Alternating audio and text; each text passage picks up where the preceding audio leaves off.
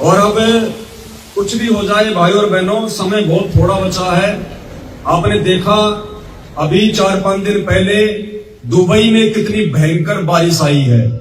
जिस दुबई में कभी बारिश आती नहीं, हल्की फुल्की छींटा छड़ी होती है, जहां के लोग बारिश को देखने के लिए तरसते हैं, उस दुबई में इतनी भयंकर बारिश आई कि वो दुबई का नक्शा ही बदल गया।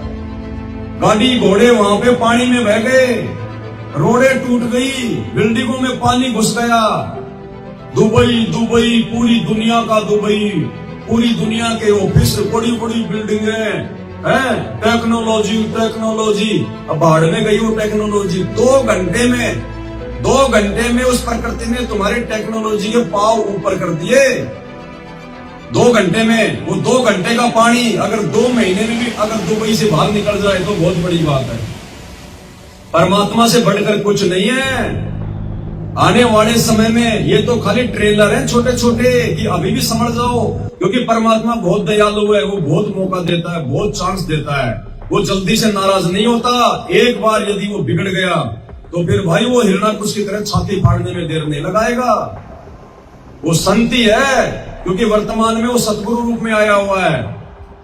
वरना इसी परमात्मा ने हिरणाकुश की छाती फाड़ी थी। ब्राह्मण बाणा और कर्म कसाई, हिरणाकुश ने छाती तुड़वाई। तो अब वो समय निकल चुका है। अब जिसने जो बीज बोया है वही फसल उगेगी और वही वो काटेगा।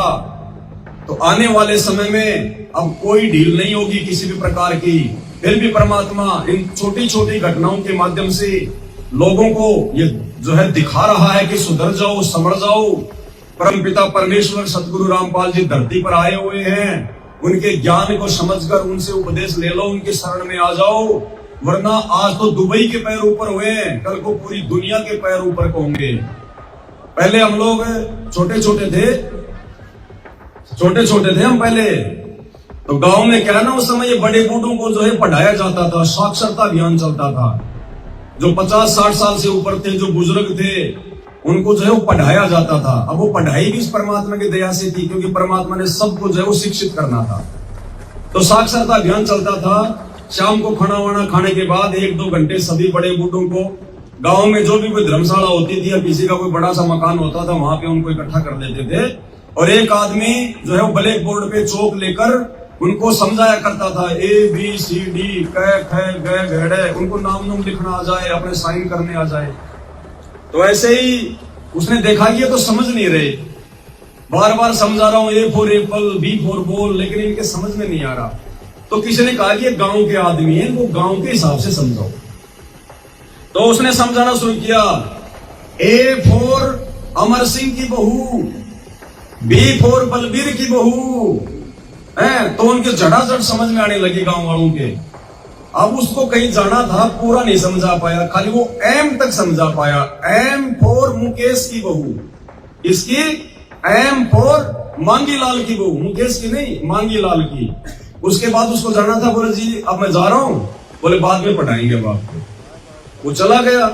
अब उन्होंने तो A से लेकर M तक पूरा याद कर लिया। A फॉर अमर सिंह की बहू और M फॉर मांगी लाल की बहू। अब दूसरे दिन उनका दुर्भाग्य, उनको चेक करने वाला आ गया कि भाई देखे कहां तक इन्होंने पढ़ाई करी है। अब वो तो भाई अगर कोई एग्जाम लेगा तो बीच बीच में से पूछेगा। अब उसने क्या किया, उसने लिख दिया ब्लैक बोर्ड पे W। भाई M तो जो है बल्कि नीचे होता है और W ऊपर होता है। तो उसने लिख दिया W। अब बेचारों को W तक उनको किसी को पढ़ाया नहीं। बोला ये क्या है? तो सभी दिमाग लगाने लगे। एक खड़ा हुआ बीच में से, बोला जी लग तो बोले मांगे लाल की बहू रही है, लेकिन आज इसके पैर ऊपर कैसे हो गए? क्योंकि M के पैर तो नीचे होते हैं और W के पैर ऊपर होते हैं। तो उसने कहा कि जी लग तो बोले मांगे राम की बहू रही है, लेकिन आज इसके पैर ऊपर कैसे हो गए? तो भाई और बहन, कहने का मतलब आज तो दुबई के पैर ऊपर हुए हैं, कल को पूरी दुनिया देखेगी जब दुनिया के पैर ऊपर को होंगे। तो अभी समय है, परमात्मा धरती पर है। आ जाओ उनके शरण में। YouTube पर सर्च करो, सृष्टि रचना संत रामपाल जी भगवान, सत्संग संत रामपाल जी भगवान। समझ जाओ, सुधर जाओ। आने वाले समय में ये सुविधाएं नहीं होंगी। बाद में रोगे, इंसान इंसान को सहारा नहीं दे पाएगा। तुम्हारे रिश्तेदार, तुम्हारा पैसा, धन दौलत, यार दोस्त, मकान, ये कुछ भी तुम्हारे काम नहीं आएंगे। जैसे आज दुबई में क्या हाल हो रहा है। अब 2 साल पीछे चला गया वो दुबई, 2 साल पीछे।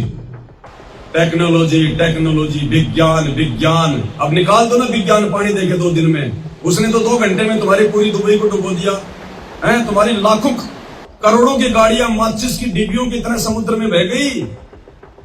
ये होता है प्रकृति का खेल, भगवान से बढ़कर कोई नहीं है। ये छोटी छोटी बिल्डिंगें बना ली, कोई 800 मीटर की, कोई 400 मीटर की, बुर्ज खलीफा, दुनिया की सबसे ऊंची बिल्डिंग। अभी तुम खाली नकली विज्ञान के पीछे घूम रहे हो। अरे रावण है, त्रेता युग में रावण है, उसकी बिल्डिंग, उसका महल 48 किलोमीटर ऊंचा था। 48 किलोमीटर ऊंचा। तुम्हें सौपन में भी विश्वास नहीं हो सकता। तुमने 800 मीटर की बिल्डिंग बना ली तो दुनिया की सबसे बड़ी बिल्डिंग। ऐसी बिल्डिंगें जा चुकी हैं बन बन के, टूट टूट के। संत रामपाल जी के शरण में आओ, तब समझ में आएंगी ये बातें। तो कहने का मतलब है, अब हमने परमात्मा को दुखी नहीं करना है, परमात्मा को नाराज नहीं करना है। दुनिया नासमझ है, बेखबर है, उनको बाखबर की समझ नहीं है। दुनिया तत्व ज्ञानहीन है, उनको तत्वदर्शी संत की समझ नहीं है। वो अपने कर्मों का फल भोगेगी। लेकिन हम भगत जानबूझकर अपने पैर पर ये कुल्हाड़ी क्यों मारे। हमें तो भगवान मिल गया, समझ आ गई, जानकारी मिल गई, पहचान हो गई, सही भक्ति मिल गई। इसलिए अब हमने बिल्कुल भी गफलत नहीं करनी है। तो एक बार हम सभी भगत भाई बहन रिपीट करेंगे कि सतगुरु रामपाल जी भगवान के मुख्य मुख्य नियम क्या है, जिनको हमने आजीवन अंतिम श्वास तक फॉलो करना है। और इनको फॉलो किए बिना यदि हम अपने घर परिवार रिश्तेदार समाज को ही प्रसन्न करने में लगे रहे और यदि ये परमात्मा रूठ गया तो भाई इस काल नगर में, इस काल लोक में समय आने पर, मुसीबतें आने पर हमारा कोई भी सहायक नहीं होगा।